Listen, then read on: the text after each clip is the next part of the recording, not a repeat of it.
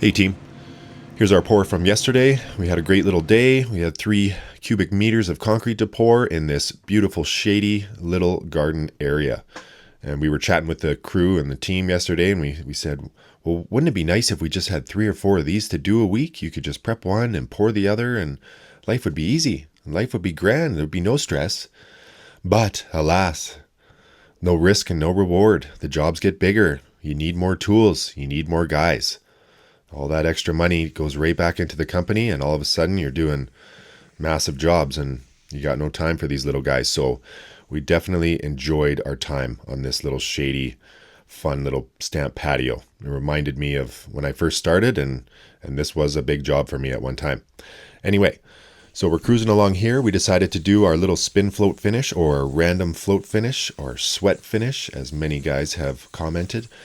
And it was just a last minute decision. Sometimes we just change it up on the fly, and we never use steel trowels, as you probably know, but sometimes we'll give it some grip and sometimes we won't.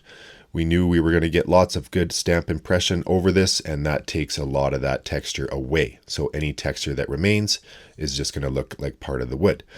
There you can see I gave myself a little 2-foot ledger mark, and we had some cute little animals in the bottom corners there for those. And here's a bird's eye view of how we do it. So I'm randomizing the pattern, I'm switching the colors, and we're trying not to let any of those joints line up with the next row.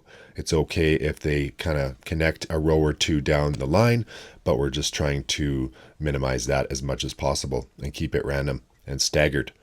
So we had a request for 2 bears, one on each corner, so it looks great when they are walking on the edge. They are basically walking on the grass. And there you can see Old Yeller. That's my favorite stamp. That's a 16, and we butt 2 little 8-inch stamps up to it, as you can see.